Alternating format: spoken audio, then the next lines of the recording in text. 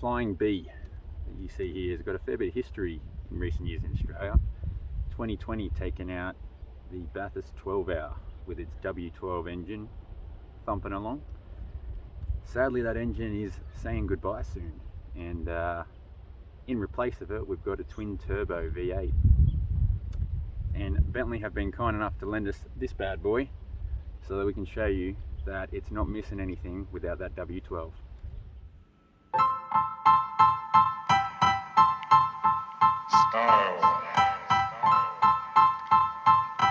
Style is the answer to everything. A fresh way to approach a dull or dangerous thing. To do a dangerous thing with style is what I call art.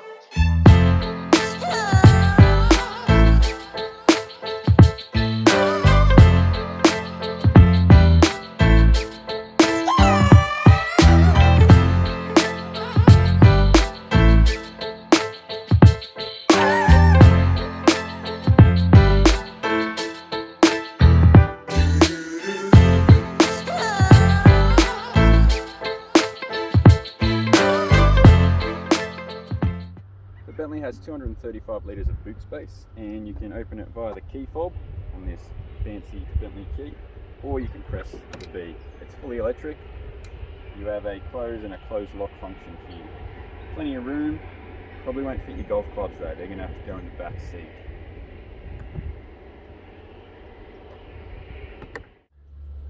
On the back here we have 380mm rear rotors and a 4-piston caliper. Most sports cars and performance cars have got this on the front, let alone at the back. They are huge. Again, this 22-inch rim looking mighty fine. So at the front here we have 420mm rotors with 10-piston calipers to stop this thing in a hurry, and let me tell you, they work. This is the optional 22-inch rim from Bentley and looks stunning in black, especially with the black paint. I like it. The back of the Bentley is pretty snug. These seats are like Cocoons. They're very comfy, and they have this really cool glittery finish in the center, so to the fronts. At night it kind of looks like diamonds glistening. It's very, very fancy. Now you've got a little electric window switch here for the back windows, which is tiny. 2 cup holders, USB charging, 12 volt. Speakers here, and then we've got speaker here and down here with the special etching over the front, the plate as well. Definitely enough room in here for adults, but don't know if I'd go on a grand touring ride in the back of one of these things. It's definitely fun for the short trips though. Righty, the interior. We have a pretty standard glove box with a wireless phone charger right there, 12 volt, an aux and a USB port.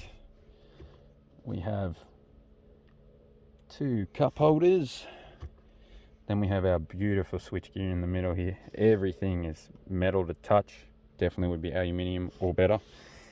We've got our up and down roof buttons, start stop with a dial to change between drive modes, auto stop start, parking assist, traction off, park brake. These are all your air conditioner settings, and you actually have a set for your passenger and for yourself. This dial here turns to change the fan speed or the temperature, and listen to that. It's stunning. This is stunning, nice and heavy to move. You press the B in when you want to go from reverse to drive and vice versa.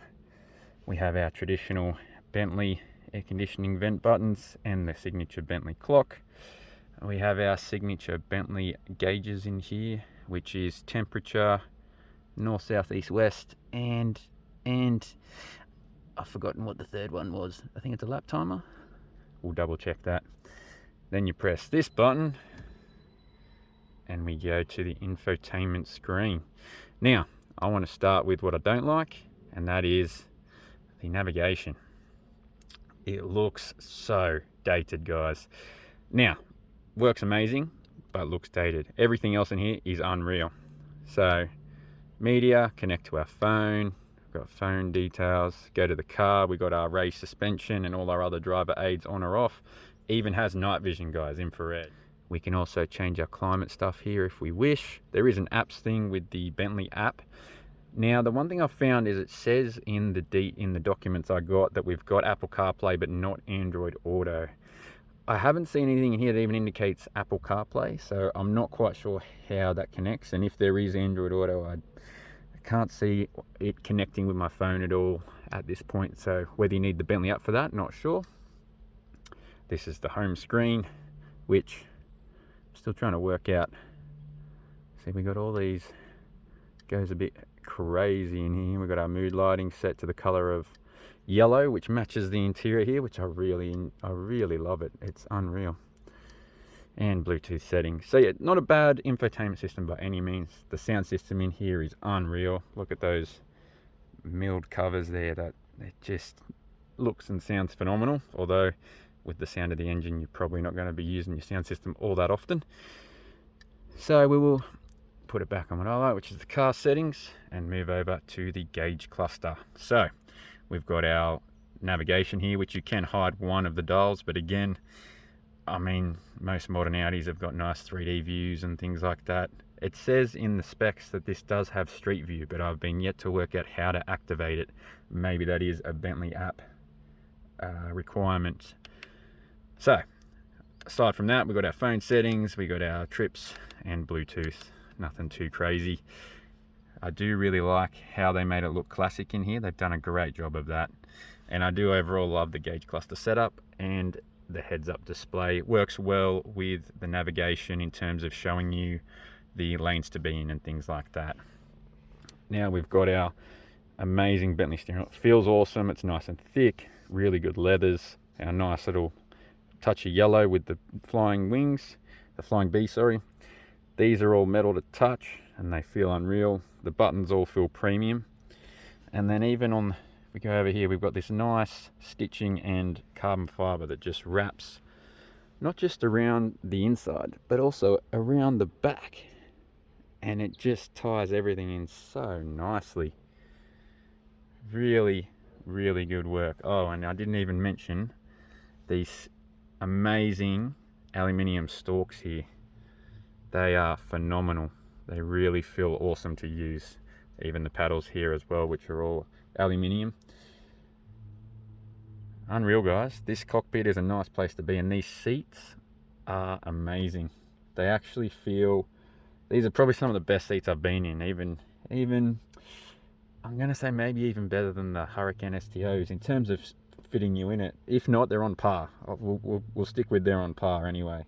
But they are unreal seats in the front here, guys. And they massage and everything, as you'd expect at this price point. An amazing V8 twin turbo, 404 kilowatts, 770 Newton meters of torque.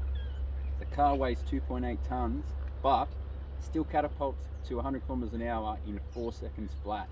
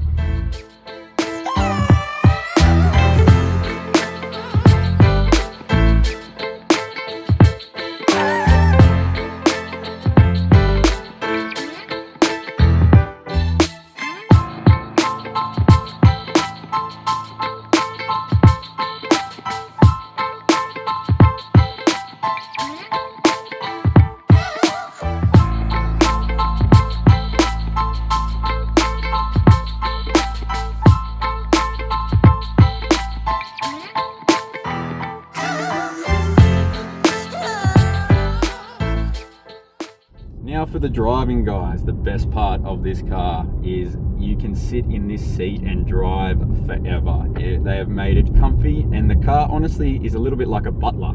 Hands you your seatbelt when you get in, adjust the seat, you can turn the massagers on. Everything here is comfy and really easy to use. The car feels light driving, even though it's 2.8 tons. I love how quiet this Bentley mode is. We're in Bentley mode right now and it is so quiet. I love all the switch gear that you touch. It always just feels special. Even putting the indicator on, it feels good. This car, when you enter on the freeway with this engine and it roars to life, it instantly gives you Continent Crusher vibes. It feels like it could just power on for hours and hours gaining speed constantly. It is an absolute beast, and it sounds like it. My favorite thing about this car is the sound. When you put it into Bentley mode, when you put it into sport mode. When you put it into sport mode and it wakes up, it is just like a thunderstorm. Zeus's thunderstorm is behind you. All the pops and bangs and thunder, and then you back off down a gear. It bellows from the depths of hell. I love it. And I do love this yellow interior color choice. With the lights on at night, it looks fantastic. It still blows my mind, with all this power and all this weight, how well this car handles into the corners. In sports mode, with the diffs doing what they do best, so I think it was 17% goes to the front, the rest to the rear. The car just, with the dampers, it just hooks up, and it hooks up so well. At this price point, it needs to as well. Like, this is not a cheap car at well into the 600s as optioned here. I think it was 689 or something crazy. I'll put it up on the screen. But for those who can afford it, this thing is stunning. It is totally stunning. The amount of looks it gets, the rarity of it, the speciality of it, the Bentley way in here is just absolutely superb.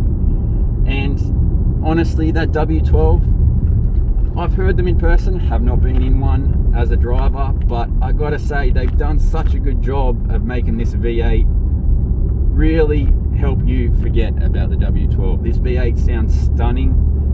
Honestly, the whole time I've had it, it's pretty much been in sport mode, except for when I pull into the driveway, because it is just so much fun. I am a bit surprised with the boot and the back seats.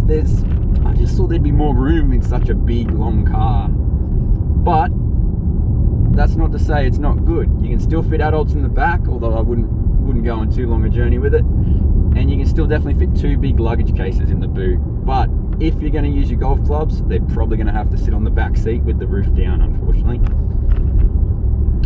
Now, aside from all of that, what else can I tell you? I didn't really like the GPS in this. Now, on the spec sheet, it does say that there is Google Maps, Street View to be precise, and it does say that you can connect Apple CarPlay.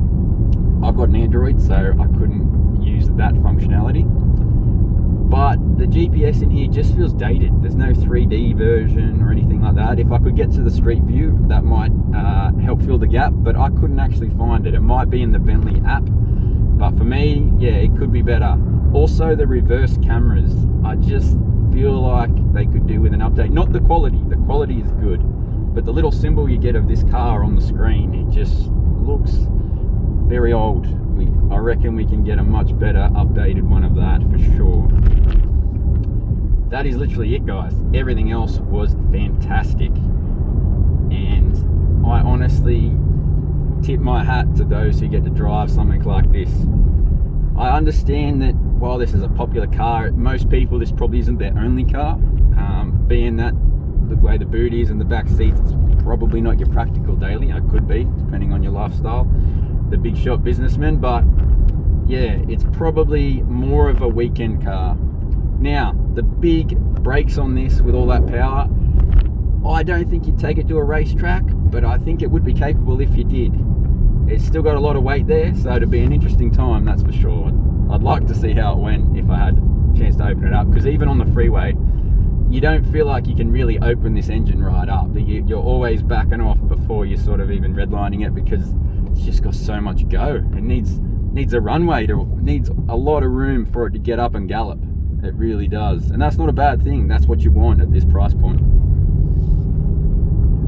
This being my first Bentley that I've driven, honestly, I love the way they do things. It's really such a special place to be, and it is a special car to have, and this new one is no exception to that. It really isn't.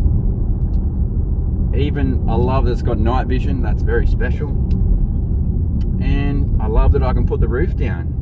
You want a car at this level to be able to do everything, or at least as much of everything as you can, and this does a great job of that. It looks fantastic with the roof up or down. The diamond headlights, when they're on, look fantastic. I love the shimmer in the seats looks like diamond dust has been sprinkled into the seats. It's amazing. And all the extra work they put in over the speakers and milling out all the aluminium and all the switch gear and how it feels and touches, it just ignites your senses. But nothing really ignites your senses as much as this engine. Listen to that bad boy. It is just an amazing sounding car.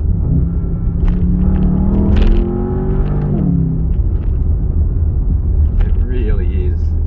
And on the back burble, there's the Thunder.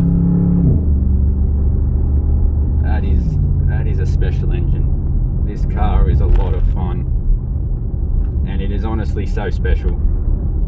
I would love to see this in the green, same as the race cars from 2020. This in the green, some nice tan interior, or this black with the green stripe. Oh, fantastic. Bring that on. This is a car that feels very much like an accessory. Those who can afford this, I tried to embody that today. You know, dress for the car. It's like an accessory to your outfit. And man, does it turn heads. Honestly, I was surprised at how head turning this is when you actually drive one. I know they're amazing, but I never quite imagined they would be this good. I'm sure that W12 is something special, and I'm sad to see it go, but Bentley has definitely still got you covered. I really like, guys, how on this super convertible it's got right height adjustment. You can get it into a normal driveway. You don't need some special ultra flat setup. It'll get you in most normal driveways, and that is pretty special. That's a good thought by Bentley. This car is so much fun to operate manually. Here comes the Thunder.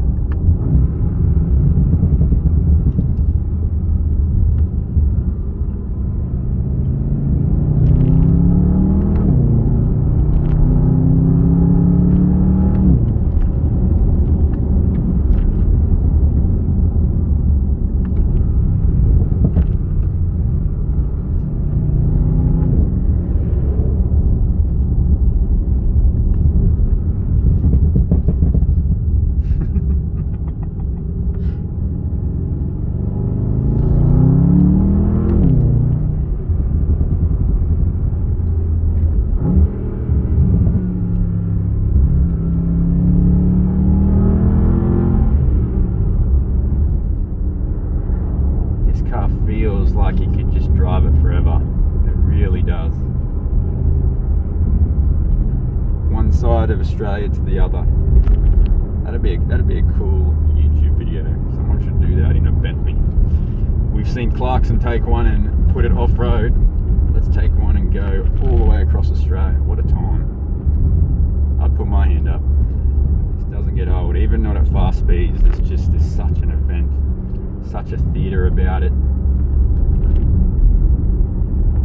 You're operating the weather with that thunderstorm behind you. You've got the speed of the Flash. 4 seconds in this car. 4 seconds. It's crazy. It's such a big car.